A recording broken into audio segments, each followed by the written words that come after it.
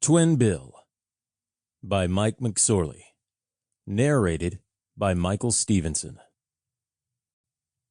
Background. The following stories about the Continental Baseball League are fiction, just as this incarnation of the CBL is. There almost was a real Continental Baseball League, or Continental League. As the nation grew and population centers shifted, more cities wanted a major league franchise of their own. The baseball establishment rebuffed expansion requests, but that didn't stop some cities from grabbing a team. Milwaukee enticed the Boston Braves to move west for the 1953 season. Baltimore nabbed the woeful St. Louis Browns a year later. Kansas City became a major league city with the relocation of the Philadelphia Athletics in 1955. Each of these moves involved franchises from cities that had the luxury of two teams. A dramatic event at the end of the 1957 season when the Dodgers and Giants abandoned the Big Apple for the West Coast changed everything. They abandoned New York City and Brooklyn with no replacement on the horizon.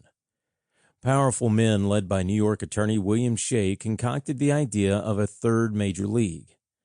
The new league would operate within the structure of the current major leagues. In the summer of 1959, the league announced teams in Denver, Houston, Minneapolis-St. Paul, New York City, and Toronto. The addition of Atlanta, Dallas-Fort Worth, and Buffalo rounded out the 8 franchises that would begin play in 1961. Branch Rickey served as league president. He had developed the minor league system for the St. Louis Cardinals and others to provide a pipeline for talent. Rickey most famously had broken baseball's color line in 1947. Rickey got nowhere with Commissioner Ford Frick and the entrenched ownership.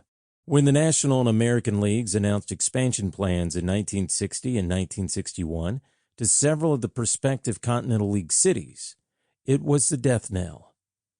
For a detailed behind-the-scenes look at the political maneuverings, I recommend getting a copy of Bottom of the Ninth by Michael Shapiro.